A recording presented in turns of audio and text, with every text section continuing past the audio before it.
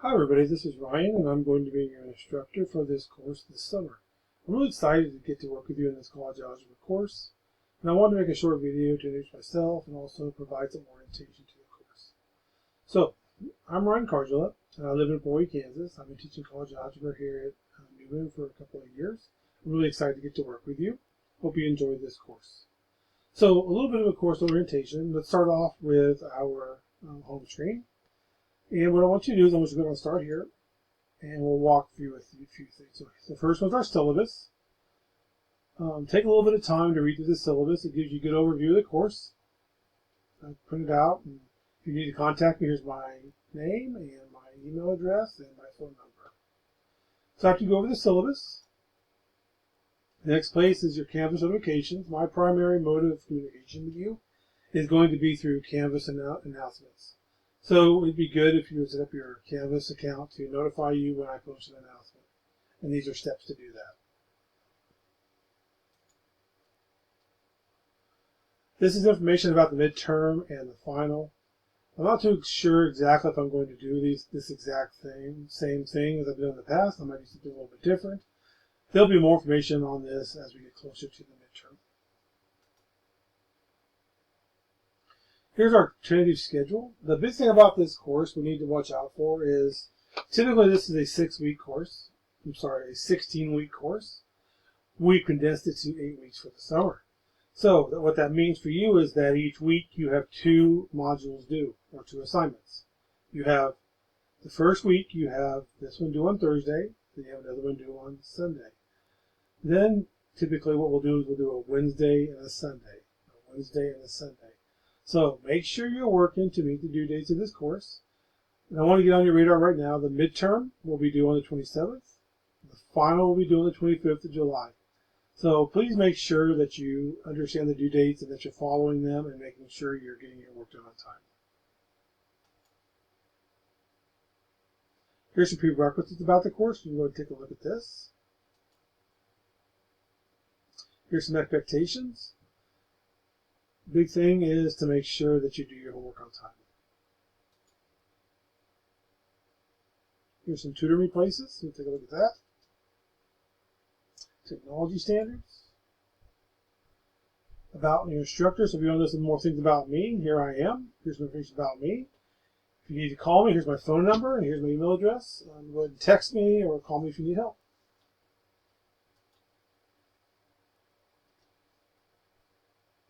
Now, with this course, we use what's called MyLab Math, which means you have to register. So this is information about how to register. Here's a video on that, on how to register for MyLab Math courses.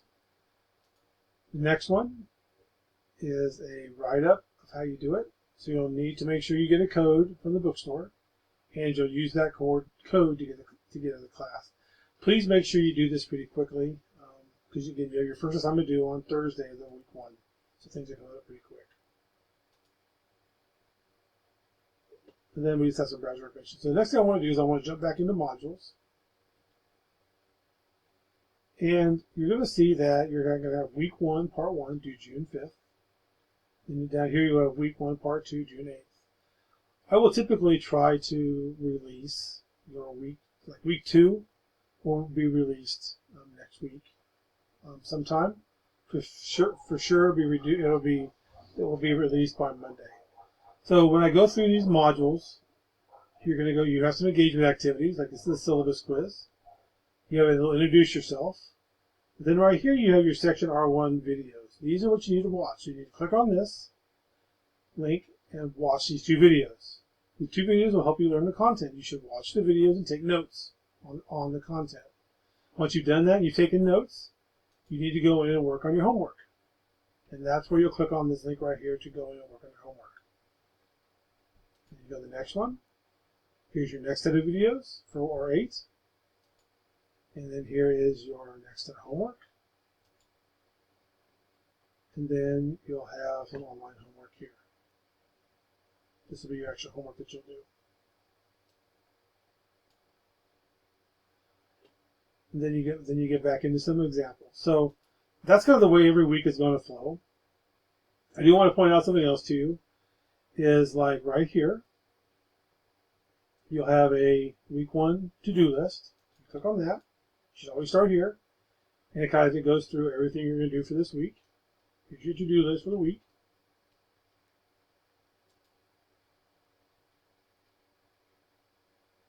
And then you'll have this is where this video that I'm making right now, this video will go right here.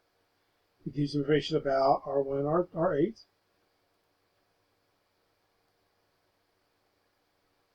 I do want to go into Access Pearson though and kind of show you what you're going to get when you get in there. So when you get into your Access Pearson, you're going to click on Access Pearson, and you're going to walk through, you're going to register, and you're going to put in your code, you're going to get an account. And when you do all that, your account will look similar to what I have here. I guess I got to be out of student view, so let me exit student view. I'll go to Access Pearson again.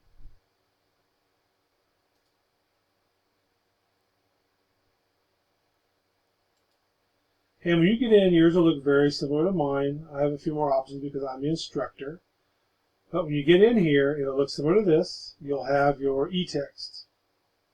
So if you look back at my modules here, you're going to see there's several links to e-text. So right here, e-text. This is R1's e-text. If you click on it, it'll actually open up the e-text. Access denied. So it's because it's too new. But anyway, we'll go in through my course. But if you click on your e-text and chapter R and go to R1, here is the videos are here that I posted. There's those 2 videos. And here's your e-text. So I recommend that you take a look at your e-text and you watch the videos before you start doing your homework. So here's your book. So I hope this video helped. If you have questions, please let me know. The number one thing you got to do is you got to get your code and get access to get into Access Pearson. And make sure that if you need help with that, you take a look right down here. And this is Getting Started with My Math Lab. This area right here will help you get started. I hope you enjoyed this video. If you have questions, please let me know.